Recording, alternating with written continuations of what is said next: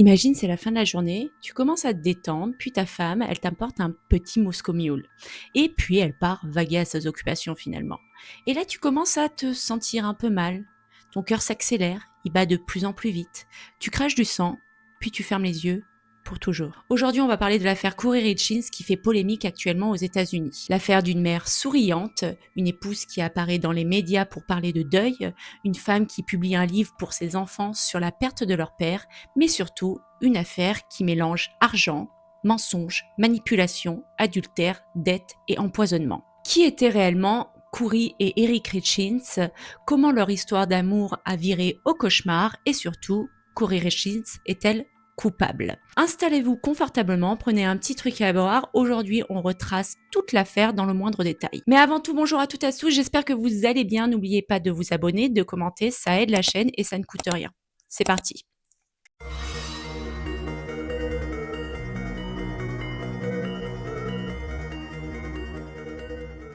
Avant de comprendre ce drame, il faut déjà comprendre qui est Eric Richins.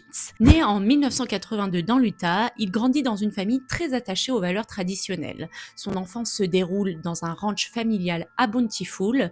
Très jeune, il apprend le travail physique, les responsabilités, la discipline et surtout le sens de la famille. Eric développe très rapidement une réputation de garçon extrêmement travailleur, mais ce n'est pas seulement un homme de terrain.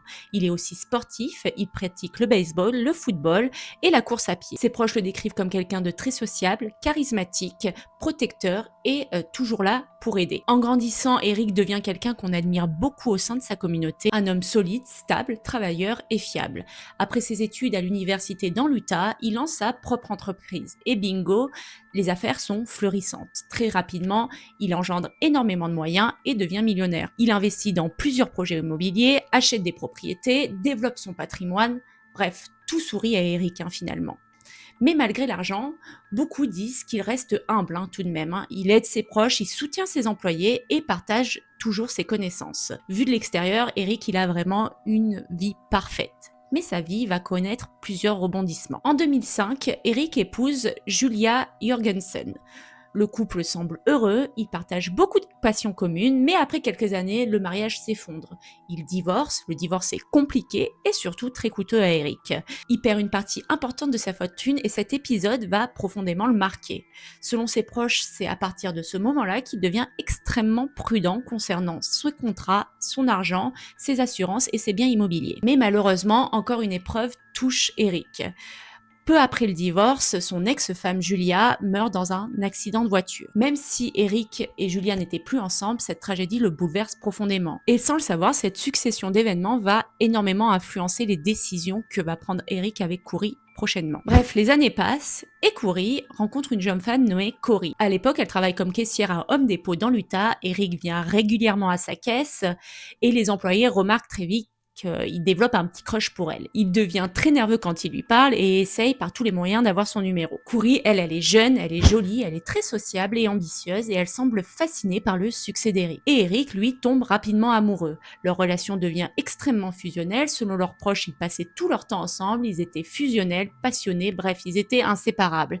Eric soutient énormément Kouri dans ses projets de vie. Il l'encourage à développer ses projets, à construire sa propre carrière et à cette époque, Kory donne l'image d'une femme motivée et qui est prête à tout pour réussir dans l'immobilier. Et au début, tout semble fonctionner parfaitement. Mais avant ce mariage, Eric, pas folle la guêpe, il lui fait signer un contrat de mariage. Et ce contrat, il devient l'élément central de cette affaire. En cas de divorce, Kouri ne toucherait pas l'entreprise d'Eric, elle ne pourra pas réclamer de futurs revenus, mais en cas de décès, par contre, elle pourrait hériter d'une partie importante de sa fortune, s'ils sont encore mariés au moment des faits. Bref, ils signent, ils se marient, tout est beau, tout est mignon, le couple fonde une famille, ils ont 3 fils et publiquement ils deviennent l'image du rêve américain. Mais derrière les apparences, les problèmes commencent déjà. Kouri se lance dans l'immobilier, elle achète des maisons, elle les rénove, elle les revend. Au début, tout semble bien fonctionner, mais rapidement, ses projets tombent un peu à l'eau parce qu'ils sont un peu trop ambitieux. Elle emprunte énormément d'argent et surtout, elle commence à accumuler petit à petit de très grosses dettes. Selon les enquêteurs, Kouri développe une obsession pour garder les apparences d'une femme riche et prospère. Mais en réalité, ses finances sont catastrophiques. Elle commence alors à utiliser l'argent d'Eric, d'abord avec son accord, puis ensuite sans son autorisation. L'enquête révélera qu'elle aurait falsifié sa signature, ouvert des lignes de crédit à son nom, utilisé des cartes bancaires et retiré beaucoup d'argent de son compte. Le montant total est énorme. On parle de presque 500 000 $ pris à Eric sans son consentement. Quand Eric découvre la situation, il est vraiment sous le choc. Surtout que je pense que Eric, il n'était pas dans cette mentalité. Il aurait bien voulu aider sa femme si elle en avait parlé vraiment. Lui qui faisait totalement confiance à sa femme, commence à avoir une facette un peu étrange de Cory. Les disputes deviennent fréquentes, puis quotidiennes, et des rumeurs apparaissent. Certaines personnes affirment que Cory aurait un amant. Et là, le mariage commence sérieusement à s'effondrer.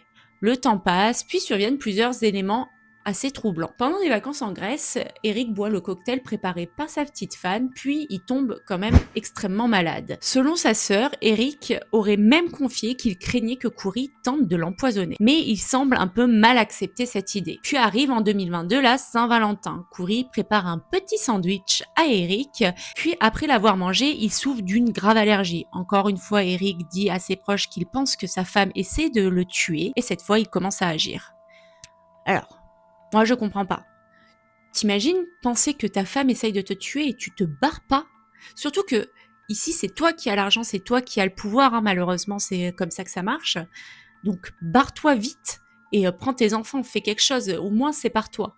Je comprends pas. Mais bon, comme je vous ai dit, il commence à agir, il est inquiet pour lui-même et pour ses enfants. Il consulte immédiatement un avocat spécialisé dans les divorces et un expert en succession et modifie secrètement son testament. Et surtout, il retire progressivement Cory de son testament. Et ce détail est capital. Faut bien comprendre qu'à ce moment-là, Cory, elle a une dette de 3 millions de dollars. Plusieurs de ses projets immobiliers sont en difficulté et sa situation financière est catastrophique et devient très très critique. Et c'est à partir de là que les enquêteurs ils commencent à se poser un peu des questions. À mon avis, Cory, elle a envisagé quelque chose de beaucoup plus radical qu'une mort naturelle. Et Cory, elle est pas bête. Elle sent le vent tourner, elle se dit je vais avoir un problème. Alors, quelques mois avant la mort d'Eric, elle modifie secrètement l'assurance vie de 2 millions de dollars quand même. Elle se désigne comme unique bénéficiaire, mais pas de bol, Eric y découvre tout. Il annule tous les changements. Les enquêteurs découvriront également qu'elle tente ensuite d'avoir une autre assurance vie, mais ça n'a pas marché.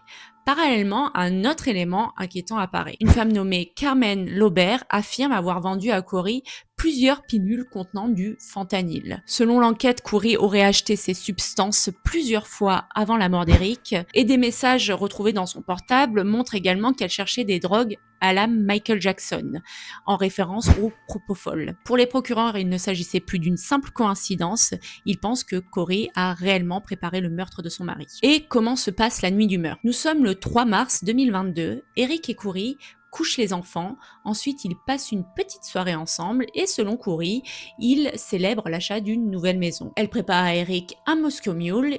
Eric boit et prend une petite gomme de THC histoire de se détendre. Puis le couple se sépare pour la nuit. Cory affirme avoir dormi dans la chambre de son fils et vers 3h du matin, elle retourne dans sa chambre conjugale et là, elle découvre Eric au pied du lit. Elle appelle les secours, mais plusieurs détails intriguent immédiatement les enquêteurs. Eric saigne de la bouche et surtout, Cory dit avoir pratiqué un massage cardiaque. Pourtant, les secours remarquent qu'elle ne porte pratiquement aucune trace physique compatible à une réanimation intensive. Eric est alors déclaré mort à l'âge de 39 ans, puis l'autopsie tombe. Eric avait dans son organisme une quantité astronomique de fentanyl, soit 5 fois la dose supérieure à la dose mortelle. À partir de cet instant, l'affaire prend une dimension criminelle. À peine déclaré mort, quelque chose semble déjà déranger la famille. Alors que tout le monde est endeuillé et sous choc, plusieurs proches trouvent Cory étonnamment préoccupée par l'argent et les biens matériels. Moins de 48 heures après son décès, les tensions explosent. La sœur d'Eric, Cathy, décide de rester dans la maison familiale afin de veiller sur les enfants. Et selon Cathy, le comportement de Cory paraît froid, distant et même agressif. Puis survient un accident qui va encore aggraver les soupçons. Khoury tente d'ouvrir le coffre-fort pour prendre plus de 125 000 $ en liquide. Des documents importants y sont et plusieurs effets personnels. Cathy intervient immédiatement, une dispute éclate entre les deux femmes et les autorités doivent intervenir. Et pendant ce temps, une autre découverte va complètement changer la situation. Khoury apprend finalement que Eric avait secrètement modifié son testament. Les enquêteurs disent que c'est une révélation capitale parce qu'elle donne un mobile financier extrêmement fort. Selon eux, à ce moment-là, Khoury aurait compris que c'était la fin, qu'elle n'aurait ni l'argent, ni les propriétés, ni les assurances-vie, et surtout que son niveau de vie auquel elle s'était habituée va radicalement changer. Et je le rappelle, mais au moment de sa mort, elle avait plus de 3 millions de dettes personnelles, Khoury. Quelques mois après la mort d'Eric, Khoury entreprend quelque chose qui va profondément marquer l'opinion publique. Elle publie un livre pour enfants appelé « Es-tu avec moi ?» Le livre raconte l'histoire d'un père décédé qui continue de veiller sur ses enfants tout en les regardant du ciel. Khoury explique publiquement qu'elle a écrit cet ouvrage pour aider ses 3 fils à traverser cette épreuve de deuil. Dans les interviews, elle parle de chagrin, de douleur, de vide laissé après cette mort, mais derrière cette image de veuve endeuillée, les enquêteurs y travaillent. Ils avancent, ils trouvent des preuves et l'affaire éclate médiatiquement. Selon eux, Khoury n'est pas une victime, mais une meurtrière. L'affaire, elle explose aux États-Unis. Amazon retire directement le livre qu'elle proposait et ça devient un phénomène médiatique. Au fur et à mesure, les enquêteurs prennent l'ordinateur et le portable de Khoury et y découvrent des recherches pour le moins inquiétantes, du style « dose mortelle de fentanyl ». Les assurances-vie paient-elles pendant une enquête? Comment supprimer définitivement les données d'un iPhone? Prison de luxe pour riches. Pour le procureur, ça ne fait aucun doute, elle préparait son meurtre et ce n'est pas une victime, c'est bien la meurtrière et elle a tout planifié. En plus, la nuit du meurtre, on voit que son téléphone a été verrouillé, puis déverrouillé, puis des messages ont été supprimés et ils y trouvent aussi des échanges avec un homme nommé Robert Grossman, un homme soupçonné d'être son amant. Et ça paraît comme une évidence, selon eux, Khoury voulait effacer ses dettes, récupérer l'argent d'Eric, quitter son mariage et recommencer à une nouvelle vie avec cet homme. En 2023, tout bascule, Khoury est arrêtée, les charges sont extrêmement lourdes, meurtre aggravé, tentative de meurtre, fraude, falsification de documents, infraction financière, possession de substances illégales. L'image parfaite que s'était construit Khoury tombe à l'eau et toute l'Amérique est choquée. Et enfin, récemment, le 13 mai 2026, Khoury est condamnée coupable. Enfin, elle est condamnée à la prison à vie sans possibilité de libération conditionnelle.